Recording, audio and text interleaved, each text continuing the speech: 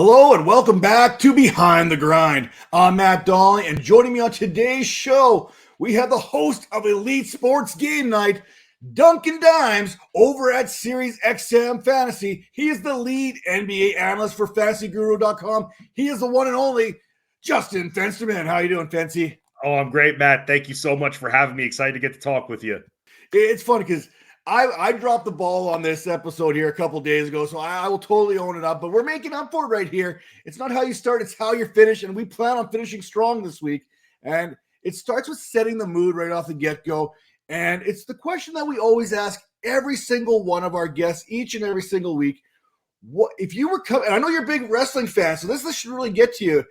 If you were coming down to the ring, what would that intro music be for you? What are you playing that gets you out there? I Have the Tiger by Survivor. Easiest question you'll ask me throughout the rest of the show. Well, see, because I look at this here, you mean it's hard to go against It's hard to go against that. But I was thinking, you want to come to the ring either prepared, you want to come to the ring angry. What about Cheer Up Charlie? Would that get you psyched up to come down to the ring? Would you get angry? You've been talking to Howard Bender way too much here. Would that get me psyched up? No. Would that make me go psycho? Absolutely, yes. So, and for those that are not understanding, that have been living under a rock, Cheer Up Charlie, that song in Willy Wonka and the Chocolate Factory from 1971 is the sole reason why Willy Wonka and the Chocolate Factory can't be my favorite movie. Otherwise, it would be. If you have to fast forward through a scene, it's not your favorite movie. So I forgot how bad that song really was. So when I was doing my research, I'm like, I'm going to put it on. It can't be that bad.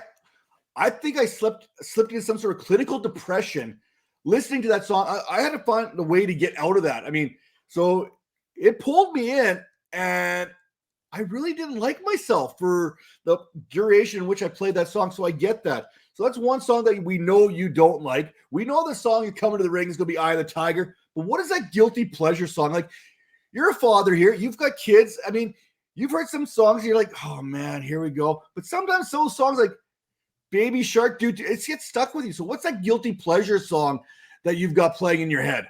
Barbie Girl by Aqua. No shame in my game. If I'm ever listening to, let's say, on Sirius XM 90s on 9, and that song comes up, I mean, at least the parts where the vocal octave can hit it, when it's like, you're my doll, rock and roll, feel the glamour and pain. Like, that part, like, I always get so excited about. I've always liked the song. Aqua, the Aquarium album that came out in 97. Love a lot of jams from that album. You know what? I don't know there's many people our age that did not sing along to that song at some point. I mean, exactly. No one wants to Barbie, let's go party. And then they'll I mean, there's so many different ways you could hit that. I mean, you can get a whole group of guys together and sing that song. It might not look right, but it feels so right, doesn't it? It'd be hilarious. It's a hilarious song, and it's like no one wants to admit it, but we'll admit it, though, that we've sang that song, and we would again if it was playing right now. Absolutely. You know what? I'm a big comics guy, and the big MCU coming out here and making comics like mainstream once again. Hey, the kids enjoy, but let's be honest, this is for me. The comics are for me. So when the kids like, hey kids, let's go catch this comic movie, it's for me. When Barbie came out, it brought this song right back up to the forefront. So I get it 100%. Now, let's kind of take a step back here and kind of maybe as young Fancy the child here. How did you get into sports? So my whole family just obsessed New York sports fans. I'm originally from Oyster Bay, Billy Joel country on Long Island in New York. So rooting for teams like the Mets, the Knicks were my religion for as long as I can remember, Matt. And that's really what my introduction to sports was. I love basketball. I love the NBA more than anything. I mean, fantasy football, I'll always say, is my favorite fantasy sport. My favorite sport, though, is the NBA. And from there, it was a trickle down. Baseball, hockey. I went to Nassau Coliseum to see the Islanders. I went to Shea Stadium to see the Mets all the time. And then a little after that, I'd say by like 8, I got into football. But sports has always been something that's been in my life, Matt, to the point where I wanted to be a sports broadcaster since I was about 5 years old. So that's basically how sports kind of developed you to where you are today, right? It got you into that whole wanting to be that sports broadcaster, whether that was listening to the radio at 9 o'clock at night, listening to the call or whatever that happened to be. But as an athlete, what was Fency as an athlete? Were you shooting those Jays there, mid-range jump game? Like how'd that work out for you? I'm like the defensive specialist, I'd say. I'm not as much an offensive force, but I'm the guy that'll end up with a stat line of like 2 points, but 13 rebounds, a couple of blocks, and a steal. I'll go diving for loose balls. I always idolize Charles Oakley from the New York Knicks and those 90s Knicks teams, very blue-collar style, and that's what I started to play when I was younger. I was always the one jumping into stands trying to save the ball from going out of bounds. It's funny that you mentioned that because I always had a little bit more of an offensive game to me when I played basketball. My son, the shooting is not his thing. He's got that point guard down, loves to pass the ball, but I'm like, when you step out on these, like when I said we're going up to Calgary here for a basketball tournament, his inclusion on the team is not because of what he can provide on offense. It's those other little things. Willing to take that charge, sliding over, willing to dive for that ball, willing to go get a rebound, even if you're just a guard slashing through there. That extra stuff, that playing the defense, that Steve Wojciechowski type style game where you're not going to light up the scoreboard, but maybe you're taking points away. I absolutely love that here when we talk about it. Now, is there a sporting moment that sticks out to you as a child more than anything other? Like, I mean, you talk about Nassau Coliseum. All I can think of when I think about the Islanders, La Fontaine. It comes into my head like right away. I mean, for me, I would say the sporting moment that made me completely obsessed is when I was sitting there in Madison Square Garden, probably in the 94 area. That was the year the Knicks went to the finals. And I saw their intro video to when the starting lineups were being announced. And I thought it was the coolest thing. And I got hooked from there because not on all broadcasts back then, certainly not now, but you got it a little bit back in the 90s where you could see those intros. You saw the Bulls intros. You also saw with the Alan Parsons Project. You saw the Madison Square Garden, the Knicks intro as well, which you can still find videos of on YouTube. So that was where it all just connected. But when it comes to a sports moment, I was when I was a kid, I'd say from, pre-13, let's just say, or right around 13, was I saw Patrick Ewing maybe hit his final clutch shot as a member of the New York Knicks before he got traded to the Seattle Supersonics in that Knicks-Heat rivalry. I was at Game 3 in 2000, second round. Ewing hits a shot with 2 seconds to go. I remember I was there with my dad and one of my friends, and we were just like, not Patrick. And he hit the shot. Everyone goes overtime. Before overtime, everyone goes running to the bathrooms to go to the bathroom before overtime begins. And then the Knicks lost in overtime because of a circus shot hit by one of the players on the Heat. So that Patrick Ewing shot when the Garden just erupted was the moment that always stands out to me from, I guess, towards the end of my childhood. And the Knicks have always had that little tie into Hollywood. I mean, Spike Lee's done his little courtside thing forever. But when I think of the Knicks, I think about How to Lose a Guy in 10 Days, Allen Houston. Oh, yeah, he always makes that shot where she's running back and forth at the restaurant in the back room watching it. And then I also think of Brooklyn Nine-Nine there where Jake Peralta had a bad habit of pantsing Knicks players. So hopefully you've never had that experience where you've accidentally pantsed like Patrick Ewing or John Starks. Now, talking about your life in general, we have decisions that we have to make almost daily, right? There's a fork in the road. One decision leads to another decision. Can you tell us about a decision that kind of changed the trajectory of your career, your life, or whatever that might happen to be? I think the decision for me was doing something that no one else in my family has ever done before. And that was a decision. I also goes back to that 5-year-old decision and that decision that stayed with me. When you talk to a little 5-year-old kid and they say, I want to be the next basketball player and the next big NBA player, the next LeBron, you think that's cute and everything like that. But then when you stick with that goal year after year and you don't forget about it.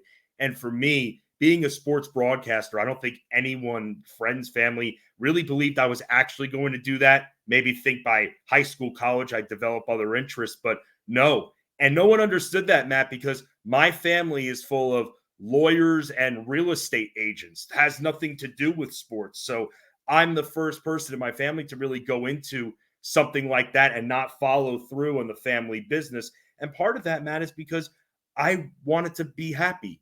And I wanted to achieve the utmost happiness that this life can bring. And for me, a connection I made early on is that if you're going to be happy, you might as well have a job that makes you happy. And I wanted the job that I knew would make me the happiest, no matter what I had to do, how long it took me to get it. That's the ultimate goal, is to just be happy. Hey, a lot of kids growing up, they want to be like Mike. They want to be like their heroes in sports.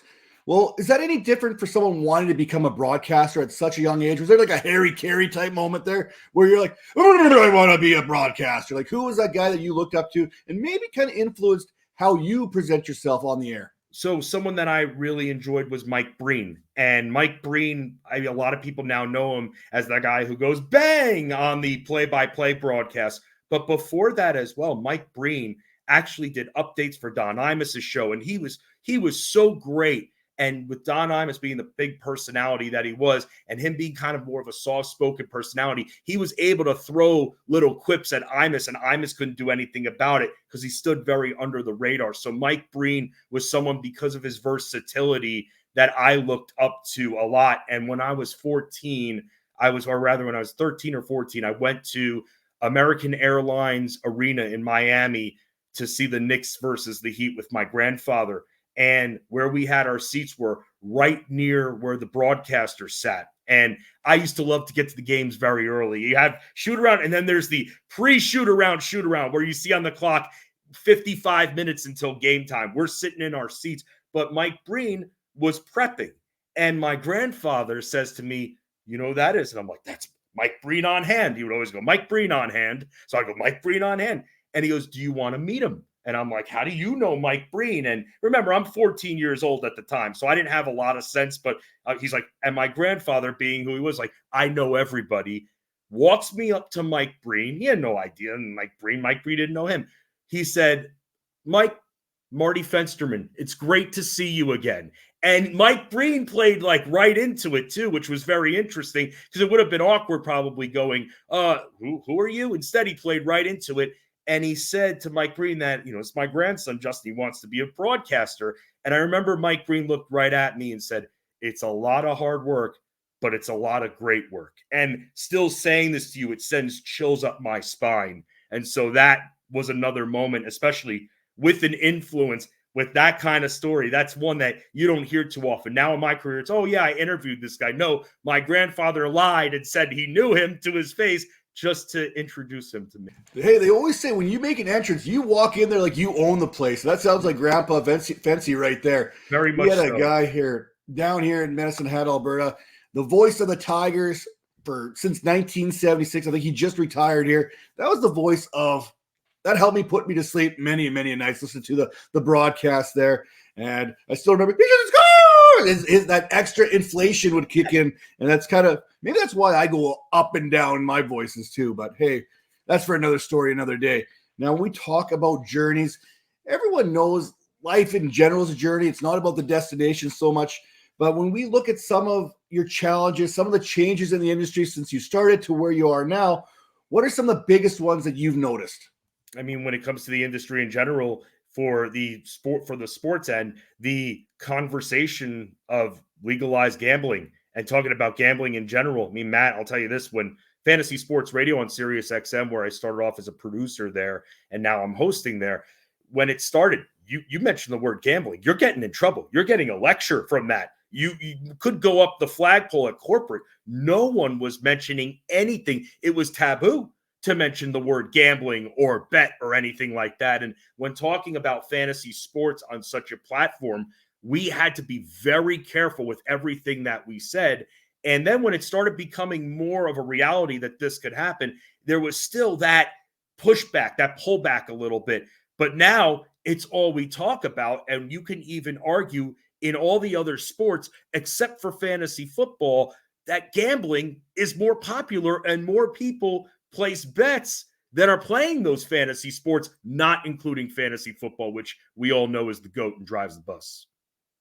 Hey, look at even athletes right now are betting on games right now. We're talking. They're betting against their own team. Look at that. They're betting against themselves, betting against everybody. I mean, they're having their interpreters bet for them. I mean, that's big. That's Pete Rose's biggest mistake, not having an interpreter. I still remember Chris Carter during one of those rookie things. He's like, he said it. always have a fall guy. Oh, that's one of my, at the rookie symposium. That is one of my favorite clips. And I can't find a full clip of it anymore with Warren Sapp there just laughing in the background. And he brings up Teddy Bridgewater. And he's like, you got to protect Teddy's body here, which means someone gets caught, you're going to jail, not Teddy. Exactly. And that may be the best advice anyone could possibly ever have. I know you're not going to drink. I know you're not going to do drugs, but still have you a fall guy anyway. always going to have that fall guy. It's imperative, especially in today's day and age. That is one of my favorite videos, Matt, of all time, that Chris Carter at the rookie symposium. I don't want to say Ohtani's guilty by any stretch of any imagination, but I find it a little bit difficult that he didn't know something was going on here. I mean, I am as cheap as anybody. If there's a quarter missing out of my pocket, there's questions. I'm asking kids, who's been going through my pants? Who's been going through my change? Who's been going through my cup holder in my vehicle? I know every dime that's going in and out of there. So, I mean, I'm not saying, but I'm also not saying it, if you know what I mean. Yeah, you know what's interesting too? It's like what you mentioned about the cars and who's going through your coin purse and everything like that. It's like if you leave that in your car when you go get your car detailed, a lot of times if you do that, it's going to be gone. It's just I've noticed that my wife, I don't do it. My wife notices it. She leaves a few coins just to see if they are taken. Just like almost because one time you leave a lot of coins in there and it gets taken. So you have to be careful with that. It's like an assumed tip, I guess. I mean, I don't know how car dealers work with that. But when we talk about, you mentioned earlier that you knew right away that sports broadcasting is what you wanted to do.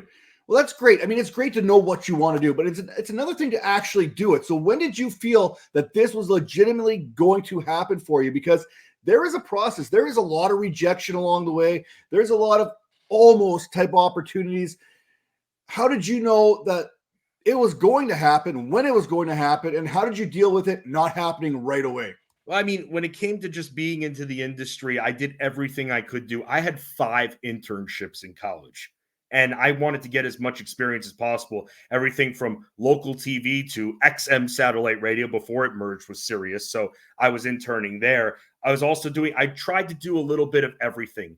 And as I was doing a little bit of everything, including at my college, American University, I was doing play-by-play for their athletics on their little radio network that they had. On the TV network, I was doing a sports panel show. So it was kind of happening. The scenes were getting set. But then when I entered XM radio, and I just loved, because I thought I was going to be going into TV for a lot of my when I was younger. But then when I started interning, I loved the whole concept of talk radio even more, and messing around with all the buttons and the machines there, which I couldn't do at my other internships. So when I got offered as I was getting ready to graduate, it was, to give a little context, May 2009, the market crashed in December 2008. So that's just perfect right there, that you got the graduating class of 2009 coming into the worst economy since the Great Depression, and in a cutthroat industry like broadcasting, where everybody that's a name is getting fired because they can't afford them anymore. And here I am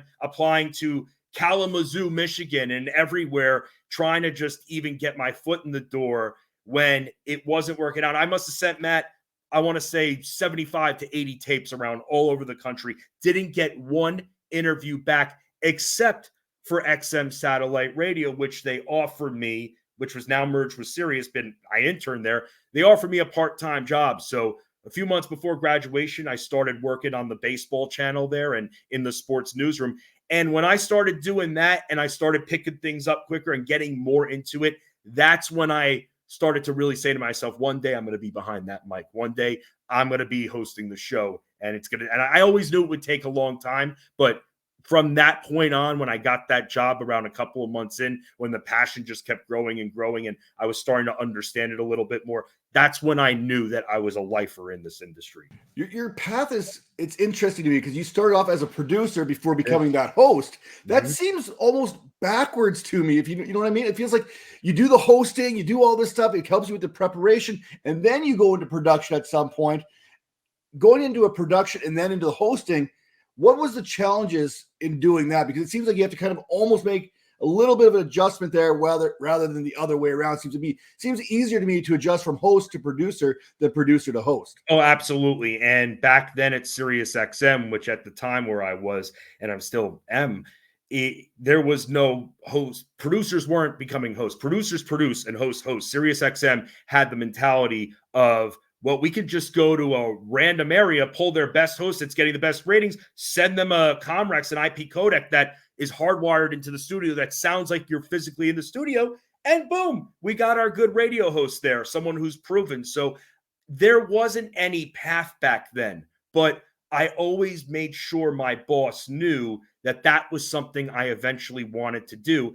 And I also thought, Matt, because yes, fantasy football is the bee's knees. We all know that. But when football would go into off-season mode, now what? You still got shows. You still got a channel. So me bringing basketball, and I had gotten my first writing job at this point, I felt that I brought something. I never presented myself as, I deserve to be on the air. I've been here a long time. It's, hey, here's what I've learned, and here's what I can do to make fantasy sports radio that much better. Here's what I can bring that not a lot of our hosts and analysts bring. So that's what I tried to do, and it was chipping away. But Matt, while I was doing that, my producing had to be near perfect, because if I was going to get a rare opportunity that nobody else was given, my work had to speak for itself. And I made sure whoever I was working with at the time, you have the Fantasy Point shirt on. I produced John Hansen's show for 3 years in the afternoons with Paul Kelly and Adam Kaplan, Joe Dolan. I worked with Matt Camp and Joe Dolan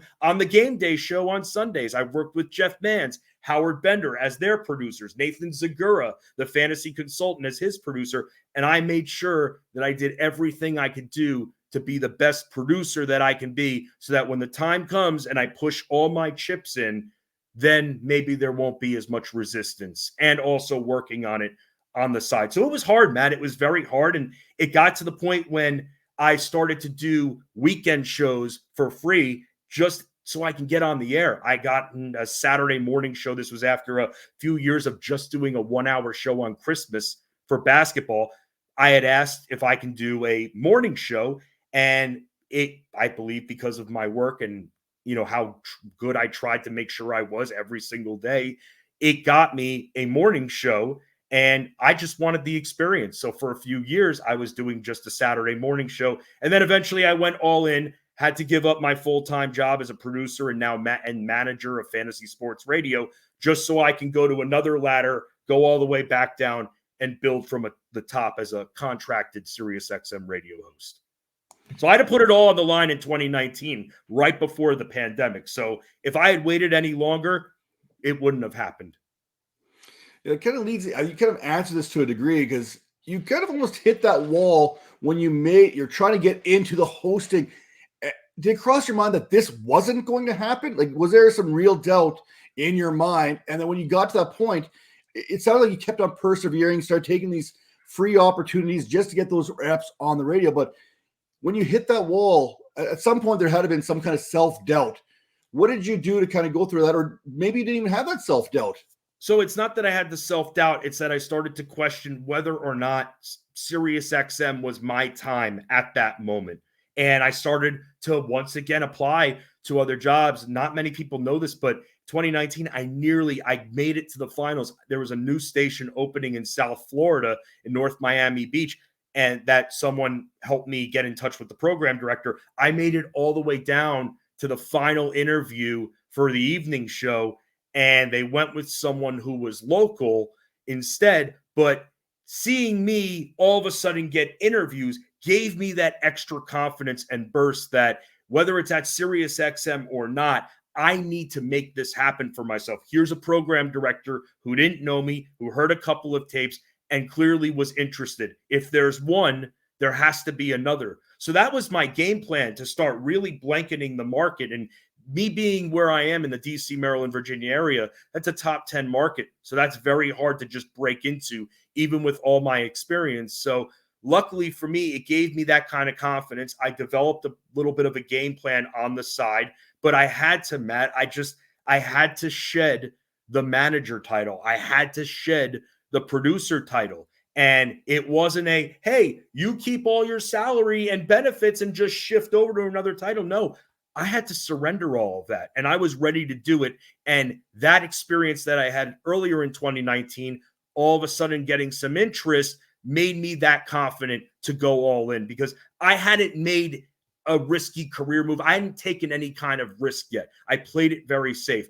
Now was my time. I had worked for that moment, and luckily and fortunately, it ended up working out well.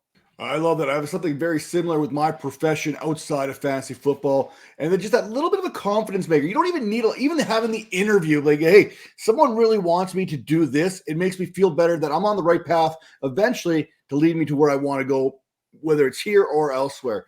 Now, we've kind of heard a bit about that journey, but can you tell us something about yourself that maybe people don't quite realize? Something that people don't. Well, I'm a very talent. So I'll say this. As someone who is very motivated, I'm also very team oriented as well. And that I think I also get from being that manager and everything. And I know when people hear me a lot, Matt, it's a lot of solo, it's a lot of me talking, but I love working with a team. I love being able to help people. And I remember that when I was trying to break through back in the early 2010s, I had people like Lenny Melnick and Tony Sincata. I don't know if you know those names, but they were bringing me on. They were supporting me. They were giving me airtime. Jeff Manns was giving me airtime. Kyle Elfrink was giving me airtime. And now with that, I'm a very team-oriented guy, almost to a fault at this point. I just want everyone to feel like they're elevated. And I just want to be able to get the help that I was given, which is why, Matt, at this point, when I'm doing shows, I try to bring on those who are working hard, busting their butts in the industry, and try to give them that same platform that someone gave me. I don't like the whole, Matt, when I'm on the air and everything, I don't like the whole pedestal that a radio host can have. That's not same level. I'm not better than anyone when I'm on the air. I'm just fortunate that they picked me, or they drew the short straw, and then they picked me and had to settle with me to host these shows. Everybody is on the same level. And that's the biggest message that I don't say, but I really try to show. I try to bring everybody in when I'm hosting, Matt. So it's not about me being right, or even though I have a loud, bolstering voice that might seem like that. I'm not like that. I like bringing even an audience member in who just reaches out on social media. I like bringing people in. We all have to help each other out. And when it comes to the audience, we all are on the same level. We're all the same people. We all come from the same place. We are on the same level. There's no pedestal with me, Matt. I love that you kind of mentioned that, because it's one of those things that I've kind of noticed by doing this series, in the whole kind of change in mentality of a lot of sports analysts. Back 20 years ago, early 90s, very territorial, kind of trailblazing type thing. Everyone had their territory. And now it seems, maybe I've been lucky, because same thing, Bob Harris, I've had opportunities to go on XM radio with him a few times. Great man. They're just great people. Bob Harris is a one of one. I love that guy so much. Absolutely. But you see, it's just like you just mentioned, there's a more willingness to bring other people onto these shows that maybe don't have that big name. So I'm glad that you do something very similar, because it seems to be how we're transitioning compared to maybe early 90s, which kind of brings me to my next point, because in the early 90s, I wasn't really thinking about radio. I was too busy playing my video games for the most part. And I'm talking those early 90s video games, they hit a little bit different. So, Fancy, what are your top three 90s video games? Oh my God, you asked me that. I feel like I'm growing hair back on the top of my head now, because that's the last time I had videos. Let me tell you something, Matt. My top three favorite video games. Let me just say this. Number one, Super Nintendo is the greatest video game system to ever come out of all time, bar none. Ultimately, the ultimate experience that you get, the gameplay, the game selection, and even the graphics back then, just amazing. But I'd say for me, off the top of my head, three favorite video games. Teenage Mutant Ninja Turtles, Turtles in Time, definitely one of my favorites. I would also have to say that Super Smash Brothers on Nintendo 64 is there. And then probably my third favorite is also on Nintendo 64, Mario Kart 64, which is great. Anyone want to challenge me a Moo Moo Farm stage? Not going to happen. You're not going to win. Mario Kart is classic. I mean, I still play it with, I got one of those Super Nintendo Magic Stick type things where you like has all 250 games. Amazing. We play Mario Kart like nonstop. I mean, that's like go to me and the kids. Anyone can play it, right? It doesn't matter. But for me, like I always like my Excite bike. That was always one of those little cool Yes. things. I'm making my own track. I mean, this is why we developed the way we did. I mean, I don't know if my children would be able to survive back in my day building these kind of things. Your own racetrack kind of helped you learn along the path. But the one thing that always drove me nuts was that damn dog in Duck Hunt. I don't know if he got to you like he got to me, but I remember after he like you like fire your little gun at him all the time. That was like the best thing. That gun in Duck Hunt. I mean, that was the best part about everything. No, it was an absolutely great. And when you talk about video games, and here I was a little bit after when Duck Hunt was in their prime, it was in its prime, but still to this day, everyone's got their old Duck Hunt gun just hanging around randomly, hanging there in their closet too. So, and you know what's funny, Matt? We mentioned to tie in Super Smash Brothers, the Nintendo Switch version of Super Smash Brothers has all these old stages and little old Nintendo characters that pop out at you. That dog is in one of the stages, and I see that, and I try with my controller. I'm like, kind of like what you were doing with the old Duck Hunt gun. Yeah, the old eye twitches a little bit when I see him. I got a nice little Christmas sweater with him holding the ducks. I had to go get that when I saw it. There's another video game there that we haven't really talked about. One that I ended up playing like hours and hours was the old WWF video game, the arcade game with like Doink the Clown would pull out the big mallet. Oh, so was it Super WrestleMania or no? It was. I know which one you're talking about. The one that's like Shawn Michaels versus Bret the Hitman Hart. Like absolutely, yeah. They're like throwing hearts at each other. Yes, and the Undertaker's hitting someone with a tombstone. It was the arcade version. That was more like a Street Fighter, Mortal Kombat, and Street Fighter's up there. The old like Super Street Fighter 2 was because again, Vega's my character, and I love Vega so much. And I even like the movie, which no one seems to like, with Jean-Claude Van Damme. Very underrated movie. It is, but it's a different type of wrestling game because that's more of a combat game like Mortal Kombat. So it's funny that you like that one. I like that one too. I think those wrestling games that came out, though, on Nintendo 64, like WrestleMania 2000, No Mercy, WCW NWO Revenge, those are some of the greatest games. And I still have my Nintendo 64. And every so often, plug that sucker in and start playing like I'm 11 years old again. I still remember like going to a buddy's place, playing the video game to like 2-3 o'clock in the morning. And that's just kind of what we did. I mean, we couldn't do it online. That wasn't really a thing back then. You actually had to go to somebody's house to play these games. Now, we talked about wrestling. I know you're a big wrestling fan, so I got to know, because this is one of those kind of questions that polarizes everybody because there's no right answer.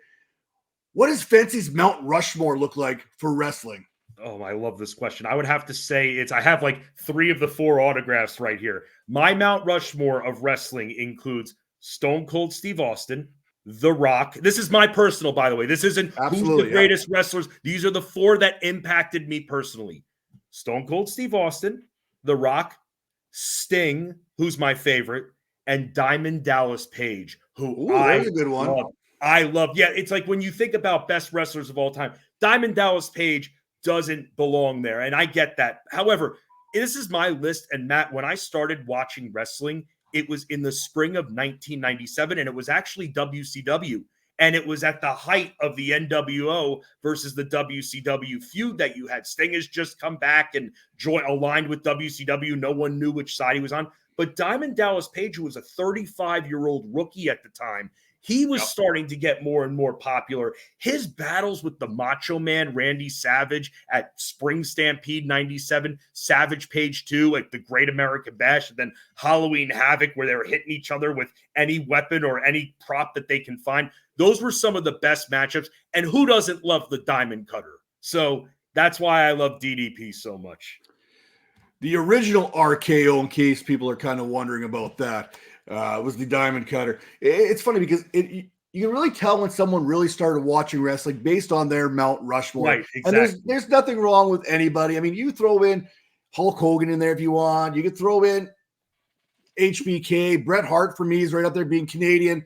I mean, he's from Calgary. We mentioned this a couple times on the show. I'm just down the road from there. I remember the Calgary Hitmen came into the WHL to play the Mesnat Tigers, and Bret Hart was there to promote them. It was the Tigers versus the Prince Albert Raiders at the time. So he was in the building. I remember Andre the Giant and Undertaker coming here for a house show in Medicine Hat.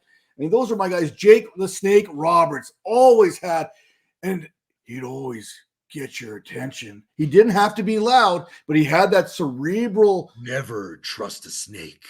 Yeah, and you're like captivated. You're like stuck on the TV. You're like, say something. Say the word. Say the word. And you're like, and me being kind of the person I am, where I'm probably borderline needed to be medicated here, but I sit back and he'd just catch. You'd hear all these other wrestlers, and there'd be fluctuation. Not Jake. No, he was.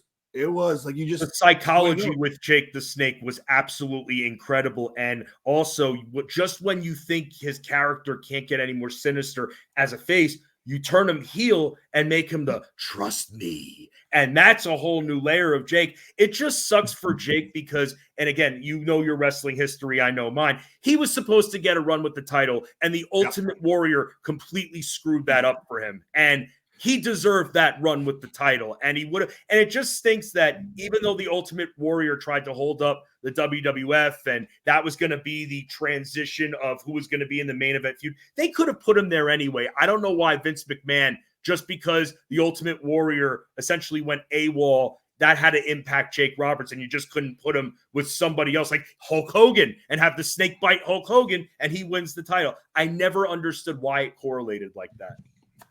Yeah, I love the Roberts Macho Man feud that captivated me for years, especially when they had basically Macho Man ready to retire. They're putting him out to pasture. That basically gave Macho Man another 15, 20 years. What was your reaction when you saw the snake bite? Because I wasn't watching at that point.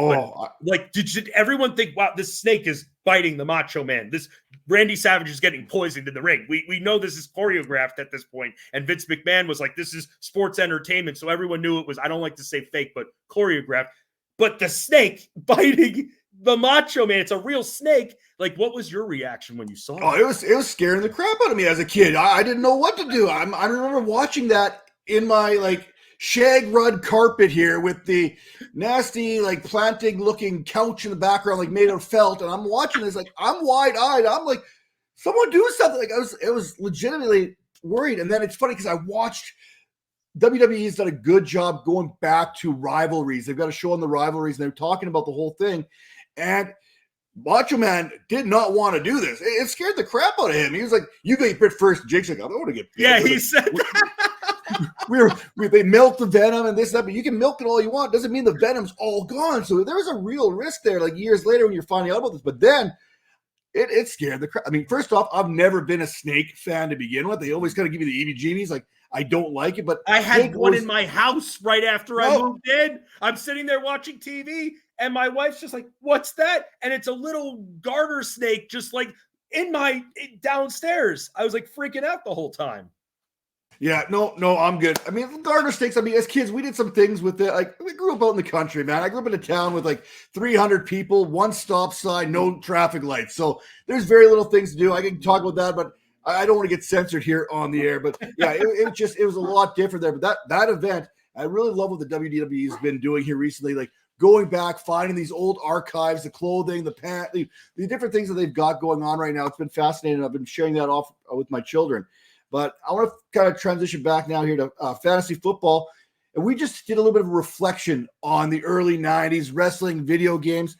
Is there a time that you find that you can reflect on everything that you've accomplished so far in your career? Have you had that chance yet? Because, you talk about fantasy football. We talk about fantasy basketball. Baseball is now pretty big as far as fantasy. Maybe not hockey so much, but is there any time for you to unwind and kind of just reflect? Not as much as I should give myself, Matt. And that's because I'm always looking up. And you need to be able to give yourself a hug and say, hey, look, you're doing a great job. Some days are more stressful than others, but you're doing a great job. You're where you want to be. And I have a little bit of an issue thinking about 6 steps ahead of the game. I get that from my mom. Thinking six steps ahead of the time. What could possibly go wrong? All of the angles not saying I'm a pessimist. I just think of all angles like it's a wrestling kind of production. You think of every possible angle. So I've tried to do that more for me. And I'll say this, Matt, and I don't ask for it at all, but when I get even one person who writes me a little message, whether it's in the Fantasy Guru Discord or on social media, one person that writes me, hey, man, I'm enjoying your show. that's like that makes my month. Yeah. That literally, you ask when that time comes, one random person who you impacted, who you have proof, you entertained them, you made their time well spent. That to me, it hits the heartstrings. It hits my heart very much. And that kind of stuff makes my month. So when that happens, time stops for me. And then I have that self-reflection. But I've been trying, as the years have continued, to always tell myself, hey, 10 years ago, if you can look into the future and see yourself doing what you're doing, you'd be crying tears of happiness, which I would be. It's funny you mentioned, because I know I've heard Jeff Manns mention this a couple times, especially with DFS advice. He gets it. He loves it when people share their successes with how he's helped. I mean, I think that just hits, because it's that you're dealing with people's money. You're giving advice. I mean, hearing the good things. I do have a couple opportunities there in Discord channels with Fantasy Points where I've screenshotted some of the nice comments. I'm like, dude, you don't get these very often. I do it too, Matt. I have all mine. I take a picture of them and I keep it. And when I'm having those days, if I have the mental capacity to be like, hey, go back through your phone, it helps with that. It helps soothe you at that time that you need it. Yeah, I know for me, I do deal with some imposter syndrome from time to time where I'm like, do I really belong here? And then that kind of brings me back to it. But now I want to go into some rankings here, because we can't have a football show or a sports show without rankings. And these aren't your typical rankings. These are what everyone's doing nowadays. These are blind rankings. And I'm going to talk about blind ranking Willy Wonka characters right here on the show. So you ready for this one? First off, the very lovely Veruca Salt. Where you got her? I got her a very unlikable character, doesn't care about anyone. I try to judge the kids on how they would control the chocolate factory if Willy Wonka gave it to them. It would be sold instantly. That would be one of the Veruca's father, who's in the nut business, would immediately look to sell it. She would be horrible. The Oompa Loompas would be treated poorly. She might be in the play-in game of the power rankings. So you got her at number 5, number 4. Where do you want to stick her? I mean, if out of 5, let's just say number of the 5 golden ticket winners, she's number 5. Well, it's any character. I'm going to go here. It's any character here. All right. So let's just say, for argument's sake, she's number 5, number 6.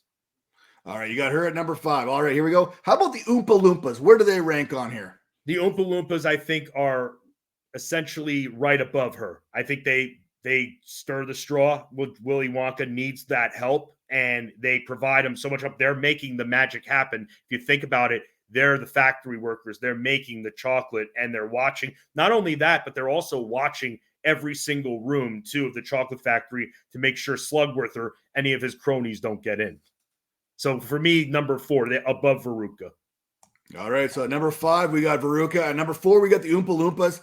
Where do we got Augustus Gloop? Where do you got him? So I was thinking about this. Augustus Gloop was just a pointless character. I don't think that if he had the chocolate factory, I'd be more worried about inventory being light than I would him selling the factory. But he was such a non-factor. And to me, if there's anyone who's below Veruca, just as a character, it's him. He was pretty lame. When his dad bites off the microphone head, it's the funniest thing. But yeah, there's a reason why he was the first child to get in trouble at the chocolate factory. So he's down the list too with Veruca. He's after Veruca.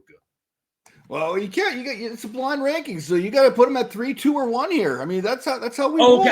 I didn't know how many names you were going to give me. That's why. I got 5 for you. I got 5 for you. Man, okay. So now I'm going to redo my rankings. I'm going to shift up the Oompa Loompas. I'm going to shift up Veruca, and I'm going to put Augustus Gloop below Veruca. So 3, 4, 5 are done. All right, so 3, 4, 5 are done here. We've got that set up. So we've got the 2 and the 1 spot available here. Where do you got Willy Wonka himself? Where are you going to stick him? Willy Wonka is the number 1 seed. I love Willy Wonka, the Gene Wilder character, just an excellent guy, hilarious all around. When he tries to make like he's this old man and then does the front somersault, I think that's one of the greatest scenes of the movie. So I have him as number 1. He is my goat. Gene Wilder or Johnny Depp here for your Willy Wonka? Oh my God, that's not even a question. That movie sucked, the Johnny Depp movie. I saw it, Matt, I saw it twice in theaters, and I needed to see it again to make sure was I being too hard on it? The only part of it that's funny, there's one little part of it that's funny that I laughed at both times, and that's when Johnny Depp's like, you can eat anything here too. You can even eat me. But that's called cannibalism, and that's frowned upon in most societies. That part was the one funny part of the movie. The rest of it was very creepy. He was a very creepy Wonka. I mean, it's Edward Scissorhands basically running a chocolate factory. It ain't right. Exactly. And I don't know if you saw the new Wonka prequel movie, but I didn't like it that much. Too much singing. This isn't Hamilton. I watched it about a few weeks ago, and yeah, where are the original songs? And I don't want to spoil anything for anyone outside, but we're like these new songs, it's singing every 6.5 minutes. I was counting on that average. Wow. So before we get to our last person here that we got to rank, we've got Augustus Gloop at number 5. We got Veruca at number 4. The Oompa Loompas at 3. Willy Wonka at number 1. That means who I have listed right here automatically slides into number 2. There's one name. There's one name that takes Willy Wonka and puts him at the 2 seed. Let's see if you get it. Well, I'm not going to go there because I'm going to go with a guy that you're going to really hate your list when I say this. It's going to be Grandpa Joe, who you have to have now in your number 2 spot. I am a Grandpa Joe supporter and apologist. I think Grandpa Joe gets too much heat for being a bad grandpa. I mean, you have 3 other grandparents who don't do anything for Charlie, but they get a pass. You have Grandpa George who doesn't talk to Charlie. Grandma Georgina doesn't talk to Charlie. Grandma Josephine doesn't want to talk to Charlie, so he forces Grandpa Joe to deal with all the extra stuff, and Grandpa Joe was always there for Charlie. Plus, the money that Charlie would give him for tobacco, which was a nice gesture, he said he's giving it up so he can afford more. So he's rejecting the tobacco money. People just give Grandpa Joe a lot of heat for 2 reasons. Number 1, the whole getting out of bed thing. It's a movie. You can't hold it. It's a movie about magic. You can't hold that against Grandpa Joe. Number 2, the fizzy lifting drinks. That was a bum move. We all make mistakes, Matt. And you know what? We get forgiven for those mistakes. He made one mistake, and that is the one little thing I hold against him. But not enough to think he's a bad grandpa. He's a good grandpa. That sounded like it kind of hit personally there a little bit. There was some good defense for Grandpa Joe on that one. Now, I mean, Charlie, you could argue him at number 1, but who do you have? Who would I miss here? Who would be your number 1? All right, and again, this is a personal rankings list. If there's anyone that could supplant Willy Wonka, Bill the Candyman, another character who a lot of people seems to hate. How can you hate Bill the Candyman? He's giving the kids free candy. The entire store is predicated on him selling candy, which even back then was a nickel for a big Wonka bar that's bigger than our heads, or a scrumdiddlyumptious bar that's bigger than our height. But at the same time, he's giving free candy, and I love the Candyman song. And I know Sammy Davis Jr. sang it at one point. Bill the Candyman's Candyman song is my favorite song of the movie. It's just a shame that he's in the beginning, and then you never see him again. I think older gentlemen who give away free candy has kind of got a bad rap over the last 20, 30 years. He's not inviting them to their car or anything like that. He's free. It's a candy store. It's like when you would go and you'd have all the little cases of candy and you'd have the little plastic bag and you'd put different things. It's the same thing. All right. I'm very passionate about this. I get a lot of heat. I can feel that. I can feel it. I get a lot of heat from liking Grandpa Joe and even Bill the Candyman as much as I do, but they're good people. Well, the fancy man can. I mean, I should probably have saved that for the end of the show. Because I mix it with love and make the world taste good. We could have done like a nice little sing-along on the way out. I mean, it's been more than 6.5 minutes since our last song. But let's kind of go back to fantasy football. Let's go back to fantasy sports in general. What has being in the industry, fantasy football, fantasy basketball, have they taught you about yourself? It's taught me that you can do anything that you want and that it's okay to fail. And a lot of people resist that in our industry, Matt. And there are people that have no problem putting their bets on social media. But then if they get it right, they'll put the big old check mark and do a little victory lap. They get it wrong. Ooh, they fade into the mists. You don't hear from them anymore. But Matt, what I've learned is that it's okay to be wrong. It's okay. We don't want to be wrong 75, 80% of the time if we don't have to be, but admitting that you're wrong in our industry as it's gone on, I feel like is a lot more acceptable. Why? It makes you relatable to your audience. You're a player too, just like their players. And sometimes we have horrible seasons because our teams are injured or we just drafted a bad team. And I'm not one of those analysts who hides that. If I do put bets up on social media, I'll react to them win or loss. If I put some kind of call that really is just completely off the mark, I have no problem laughing at myself. It's shown me that even though we're in an industry, yes, where we do impact people's money and subscription base, it's still, to me, it's okay to be wrong because we're all learning together. And if you take it from that approach, you're not going to get as much heat. It's when you admit that you're right all the time, and then when you're wrong and people try to call you out on it and you resist it, that's when you're deserving of the heat, in my opinion. It's funny because I say a lot of stupid things. I know it's hard to believe when I often talk before I think about what I'm about to say. It's a character flaw. I mean, that's kind of like where we're going with a lot of this show here. A lot of character flaws here for me. But hey, if it's out there, it's left out there. And I've had people come back at me with us. You got me. Hey, you're right. What a dumbass I am. Like, yeah, what are you going to say? Yep, I'm wrong. And so it's like, oh, I said you were going to be wrong. You're wrong. They'll be back begging for your advice 48 hours later. It's a cycle. And I would tell my hosts that I would produce for when they'd have bad weeks and people are making their comments from behind their screens, just ignore it. Let it fade into the abyss. The more you go back and forth with those people, it stays in everybody's queue, and then more people jump in. Let it fade into the abyss because, again, 48 hours later, they'll be begging for you to help them set their lineups. That's a big thing I've learned. I feel like a fantasy mistress from time to time because I get called out in public and then they're back into my DMs asking for advice. I mean, it happens.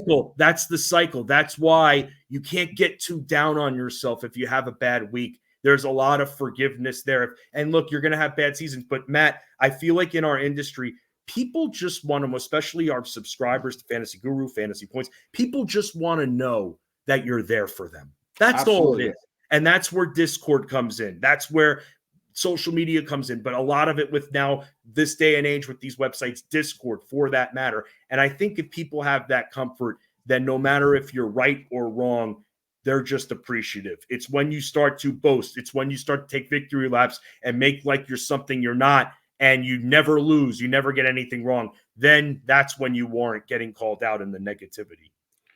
Yeah, I think that's a good point. I think a lot of people just want to be heard, especially if they're paying for a service. They want to be heard. They want to be known they're being taken care of. They want to know that you're listening to them. Now, that's all part of the relationship building of what fantasy football is, building that community.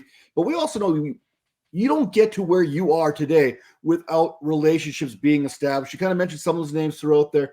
Who are some of the names that kind of helped you get to where you are that you respect? I mean, definitely people like Howard Bender, Jeff Mans, two guys who have always, I was their producer, watched out for their career. Lenny Melnick, someone there. And besides Lenny Melnick, his former co-host of Tony Sincata and Paul Greco, those guys absolutely helped me. Someone who was there, always there to give me advice. I don't know if you remember these names. If you're an early listener of the channel, you may know Jeff Rickard and Craig Mish. Those are two other guys that have always been there for me as well. And even if you listen to our channel, guys like Lou Blassie, who hosts on the weekend for Fantastics Insider Baseball. I mean, these are people that have always been there, even to give me the little bit of encouragement that I would need. And both, especially Jeff Mans, Howard Bender, and I got to put Matt Deutsch in there from Sirius XM. All three of those guys have opened a ton of doors for me in my career. And I am just so appreciative there. And honestly, I just was very fortunate that I got to be able to work with them when I did. And Matt, this all ties back to, even though I didn't want to be a producer my entire life and I wanted to be a host, I knew that if I was going to do this and commit, especially for Jeff Mans, Howard Bender's shows, John Hanson shows, I was going to be 150% all in every day. And I feel because of that strong work and foundation I built up earlier in my career, guys like Jeff Mans presented me opportunities. Guys like Howard Bender presented me opportunities to get shows that are extensions of their shows. And I couldn't be more blessed to be in this industry. All right, last two questions. We're talking about the industry, people trying to get in all the time, right? We talk about this. We talk about sometimes the insecurity when it comes to the job. You see what happens with ESPN, and it breaks my heart. But there's people that want to get into this industry. So what piece of advice do you have for people trying to get into fantasy sports and sports media in general? Jump in. That's what you got to do. Jump in. Don't be afraid to fail. You have the best, and not only the best, but in this day and age with the pandemic and everything, you have your own platform. You have it. You don't have to be at some fancy schmancy news desk or studio to be legitimate. What we're doing right now, Matt, is what we see on ESPN, what we see on NFL Network, what we see on CNN. This right here is now the new norm and still acceptable, even with the pandemic somewhat or mostly behind us. So with that, you have the ability to make your own platform. Go on YouTube. Talk about what you want to talk about. Don't feel like you have to appeal to the masses. Build that up. Start small. Make those attainable goals and stick with it. You have to show consistency. You can't have an on and off podcast. You're either all in or all out. So, Matt, that's my biggest thing. Jump in. Make yourself your own platform. It's not that hard. Even I can do it. And I'm not the most technologically advanced person. And start a YouTube channel.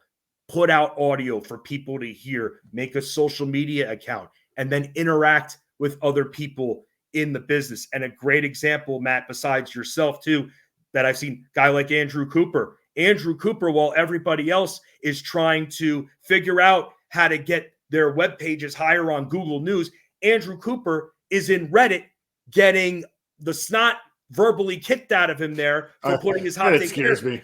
But it does. But you know what he does? He takes his Reddit, he takes his Twitter attention that he's getting, combines them both, and look at what he's done. He's built that all by himself. And I am very impressed. I remember when he first got the job that he did at Fantasy Alarm, what he did is a blueprint right there for how you can build yourself up. And I'm still building. No, you're not done yet. You're never done. So I'd say that, Matt, jump in with 2 feet, stick with it, provide consistency, and just be patient. That's great blueprint advice there when it comes to fantasy football. But what about parenting advice? Give me a piece of parenting advice before we go. Hey, I put Philip Rivers to shame. Antonio Cromartie, I got you. I'm not quite up there Tyreek Hill with 4 or 5 kids in less than a calendar year. But hey, I've got my own kids. I need some parenting advice. Don't match fire with fire. Your kids want you to react in a very loud and bodacious way when they're reacting like that. It feeds them.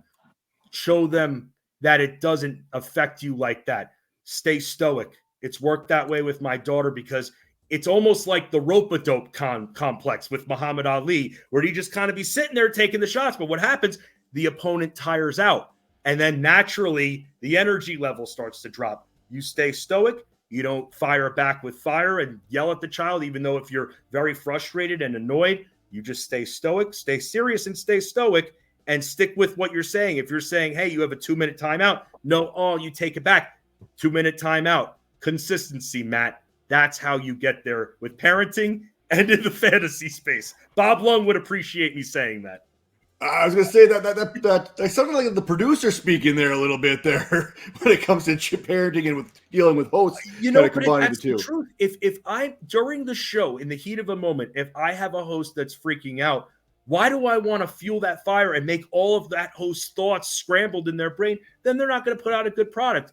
If you're calm and you take my grandmother used to say, you kill them with kindness, you take that approach, then you often have better results from that. And even with parenting with my 2.5-year-old, who's very energetic, who gets very hangry. When she's hungry, it's like the world is about to melt and she has her temper tantrums. We try to just stay calm, stay stoic, and stay firm, but just stay calm and not yell back. And it works. It takes a little bit longer, but it works. All right, Fancy. Last thing, where can people find you? What do you got coming down the pipe? You can find me on X and also on Instagram at Fensty Sports, FENSTY Sports. You can hear me on Sirius XM Fantasy Sports Radio Monday through Thursday with Ray Flowers, Elite Sports Game Time. Also, for May, every Tuesday on DFS Dunks and Dimes, your all-encompassing basketball show. It'll move to Thursdays, though, Matt, once we hit June. And then fantasyguru.com is where you can find all my NBA and NFL content. All right, and just like that, Fancy, our hour's up. So all I got to say is cheer up, Fancy. There'll be a next time. See you guys later. Thanks, Matt.